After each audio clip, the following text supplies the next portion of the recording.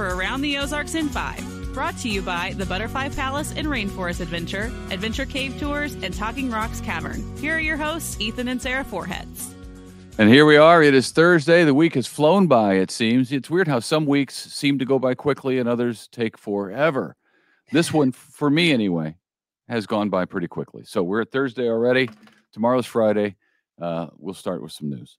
All right. A big problem in Springfield in recent years, as you know, has been the theft of catalytic converters. Now, a 38-year-old man from Springfield was sentenced to 4.5 years for being part of a plan to transport stolen converters across state lines. The federal government says that he stole at least 80 catalytic converters from 2020 to 2021. In total, though, get this, the theft ring that he was part of was responsible for the theft of tens of thousands of catalytic converters worth about $1 million.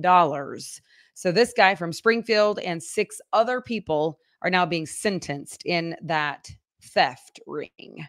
That's a lot. Is it just me, or does that 4.5 years doesn't seem like a whole lot for the amount of trouble that was caused? 80 catalytic converters, and then it's part of an organized ring, so it means there's a lot of malice aforethought, if you will. There's a lot of planning that went into causing this mayhem that caused so many. I mean, we did lots of stories before we left KY3 about charities having their catalytic converters stolen, and it was a mess. I don't know. 4.5 years seems about right, though, because no one's life is, I guess, at stake.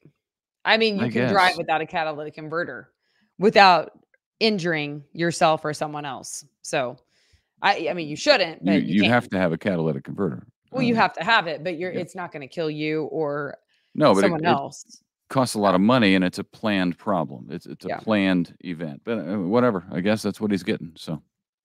Now a racing truck caught fire during testing in Springfield this week and was destroyed.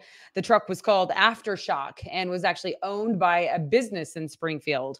It was being tested for a big upcoming show. The driver was able to escape with only minor burns. Flash Fire Jet Truck is the business that owned the truck. The same business, actually, that owned a similar truck that was called Shockwave, which caught fire at a show in Michigan where the driver died. Yeah, I remember that. I'm covering that. It was a horrible accident that took place up in Michigan. We actually saw one of these trucks. You remember that in Kansas City? We were at the air show for the 4th of July a few years ago. We saw the Thunderbirds and the Blue Angels on that air show, and then we got to see that truck, which was crazy truck. It was fast. Yep. Yeah. Wild. Kids enjoyed it, and it was super loud. Well, you might remember during the April election, a school bond issue in Ash Grove that failed by just a handful of votes. Well, now the school will, in fact, get the recount that the school was asking for. The votes will likely be counted again next week. The vote is on a $9.4 million bond issue. The district sits in 3 counties, making the recount a little complex, a little more than normal for sure. Parts of Greene County, Dade County, and Lawrence counties are all involved in that. So we'll keep you posted on the outcome of that.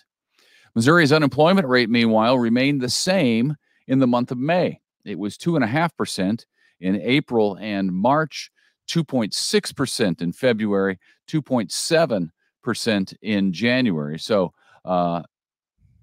it was, did it say the same? It was 2.5% in May, like April and March?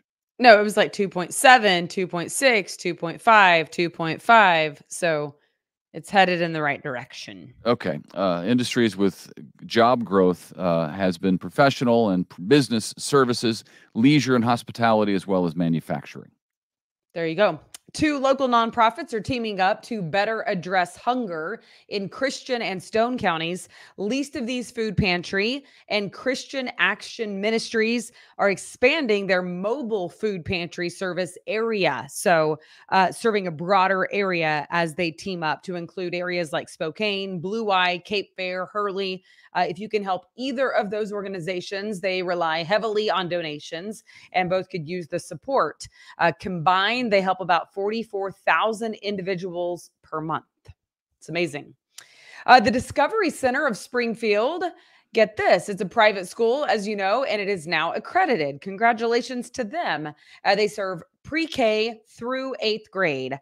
So that stamp of approval will allow families to access Mo Scholars funding. Okay.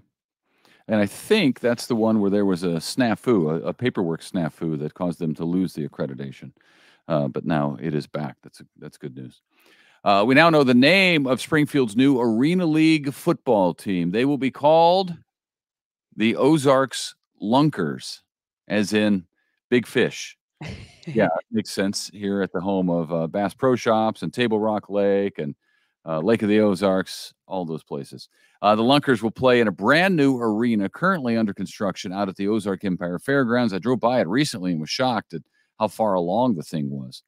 The Lunkers name was chosen from thousands of entries in a naming contest that took place earlier this year.